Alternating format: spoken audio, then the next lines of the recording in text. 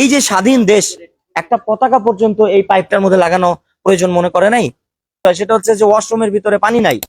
পড়ালেখাও ভালো নয়। আসলে আমাদের এই স্কুলে আগে 16ই ডিসেম্বর, 21শে ফেব্রুয়ারি, হ্যাঁ এইসব এই জায়গায় একটা অনুষ্ঠান হইতো। তো এই গত 2-1 বছর ধরে এইসব কোনো অনুষ্ঠানই হয় না। তোমাদের এই যে বাথরুম, এটা কি চালু আছে, রানিং? হ্যাঁ, তোমরা কোথায় যাও? পানি নাই স্যার। পানি নাই? না, এই জায়গায় বাথরুমের ঠিক নাই। স্কুলের ছাত্রছাত্রীরা যে প্রস্রাব পায়খানা কোথায় করবে এই ঠিক নাই। তাদের মধ্যে যারা নাকি প্রথম দ্বিতীয় তৃতীয় হয়েছে তাদের মধ্যে পুরস্কার বিতরণও করা হয়েছে। আর রাত্রে এই জায়গায় বিভিন্ন তবকার মানুষ আড্ডা দেয়, হ্যাঁ এই নেশা করে, এগুলার কোনো আমরা এই দেখি না। পরে প্রথম দ্বিতীয় তৃতীয় পুরস্কার দেওয়া হয়েছে? না, 50 পৃষ্ঠা পড়লো, অন্যদিন 70 পৃষ্ঠায় যায়, কোনো মাঝখানে কোনো পড়া নাই। দর্শক, এই মুহূর্তে আমি দাঁড়িয়ে আছি নারায়ণগঞ্জ জেলার ফতুল্লা থানার এনায়তনগর ইউনিয়ন পরিষদের 2 নং ওয়ার্ডে।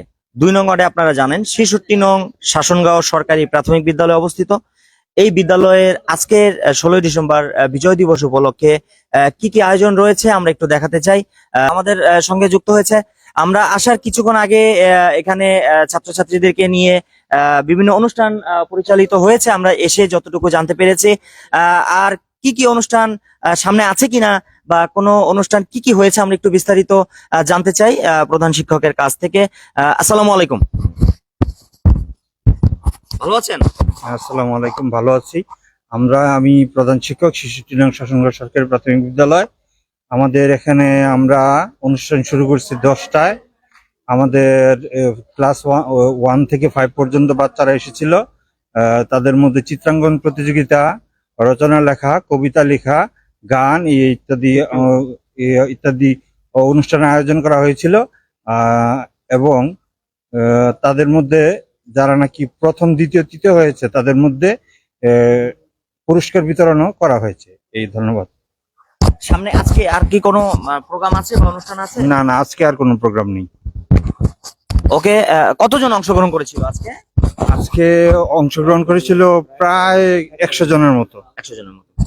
ওকে, ধন্যবাদ। তোমার নাম কি? শাহাদাত। হ্যাঁ, শাহাদাত। শাহাদাত, তুমি কি আজকের প্রোগ্রামে অংশগ্রহণ করেছো? হ্যাঁ। কি করেছো? ওদিকে লাগাও। আমি ওই ড্রয়িং আঁকাইছে, গ্রামের দৃশ্য, শুধু ড্রয়িং আঁকাই, আর কিছু আঁকাই নাই। হয়েছে কি, কবিতা আঁকতে যেটা পারি ওইটাই আঁকতে একটু। পরে প্রথম দ্বিতীয় তৃতীয় পুরস্কার দেওয়া হয়েছে? না, পুরস্কার দেওয়া হয়নি? না আমি তো কিছু করবো না। মানে ওখানে কি ফার্স্ট সেকেন্ড থার্ড যারা হয়েছে তাদেরকে পুরস্কৃত করা হয়েছে? না, শুধু 5 একটা করা হইলো, একটা রেখা দিল, ভোটে কি জানি রেখা দিল। তুমি কোন ক্লাসে পড়ো? 2তে। 2তে। শুনছিলেন 2তে পড়ে, ও নামটা শাহাদাত বলছিল যে স্যার যে কথা বলেছে আমাদেরকে যে প্রথম দ্বিতীয় তৃতীয় পুরস্কার দেওয়া হয়েছে, কিন্তু শাহাদাত যেটা বলছে পুরস্কার তেমন কিন্তু কিছুই দেওয়া হয়নি, শুধু ড্রয়িং করে একাকি করে ও পর্যন্ত শেষ করে দেওয়া হয়েছে। ছবি তুলেছে। তো আমরা এখানে এই মাঠটার মধ্যে প্রায় সময় এখানে আমরা একটু ঘুরে দেখাতে চাই যে এই স্কুলের বর্তমান রূপটা কি পরিস্থিতি। আমরা যদি একটু দেখাই আপনাদের জন্য, যারা ভিউয়ার্স রয়েছেন তাদেরকে একটু দেখাতে চাই যে ওইখানে একটি নির্মাণ ভবন ছিল, ওটা কিন্তু ভেঙে আবার নতুন করে ওখানে স্থাপন করা হচ্ছে। আর এটা হচ্ছে 3 তলা বিশিষ্ট, এই স্কুলটি 3 তলা বিশিষ্ট, আপনারা দেখতে পাচ্ছেন 3 তলা বিশিষ্ট। এবং এটা হচ্ছে পুরানো ভবন। এই শাহাদাত, তোমাদের এই যে বাথরুম, এটা কি চালু আছে, রানিং? হ্যাঁ, তোমরা কোথায় যাও? পানি নাই স্যার। পানি নাই? না। তাহলে তোমরা ওয়াশরুমে যাও না? যাই, মাইয়ারা যায়, আমরা বুঝে করতে পারি না। ওয়াশরুম কিন্তু ব্যবহার করতে পারছে না, বলছে পানি এখানে কিন্তু নেই, পানির কোনো ব্যবস্থা নেই।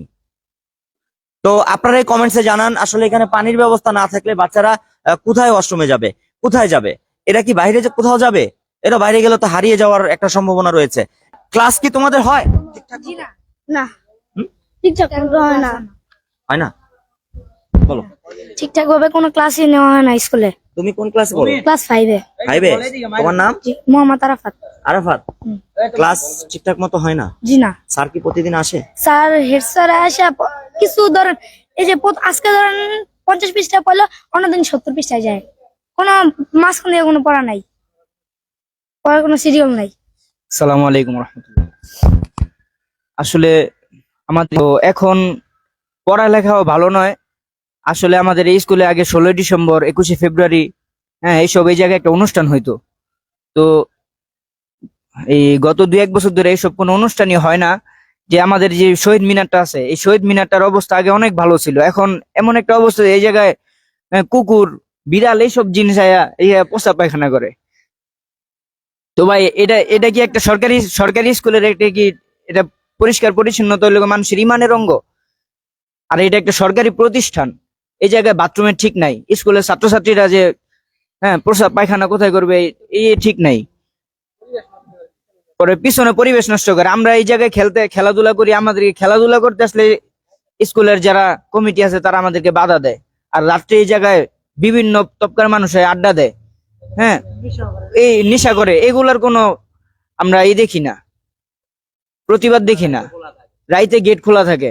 তো এটা একটা সরকারি স্কুল, এই স্কুলে যদি এরকম ভাবে মানুষ নেশা করে, সারা রাত্র এই জায়গায় মানুষ কাটায় দেয়, এরকম দিন আছে। আমাদের তো, আমরা এলাকার মানুষ ঠিক আছে, এটা তো আমাদের দায়িত্ব না, আমরা যতটুকু পারি দেখে রাখি।